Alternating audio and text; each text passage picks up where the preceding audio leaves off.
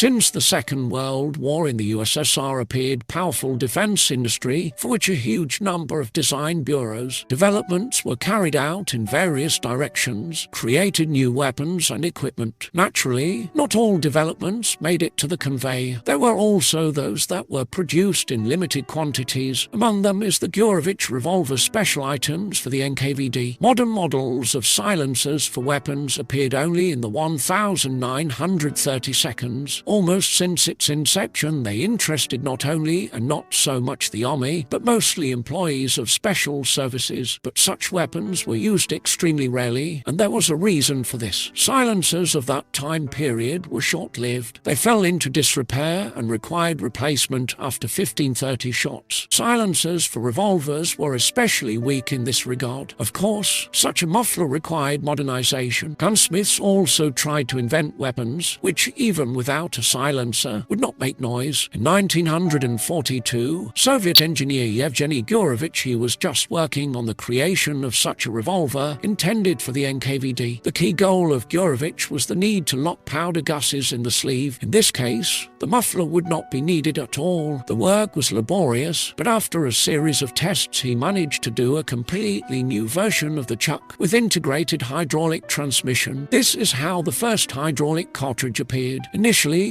water was used in cartridges to transfer the energy of powder gases. Over time, Gurevich decided to replace it with 60% inexpensive alcohol, which had an important merit. He did not freeze in the cold. When firing these cartridges, there was practically no smoke and sound, but there were also a number of shortcomings. After the revolver is fired, there was a rather intense alcohol smell in the air. A limited number of Gurevich revolvers in 1943 were made of metal, but since the bullets from the barrel flew only a distance, 30-40 meters, were not particularly popular weapons. If you like it, subscribe to our channel.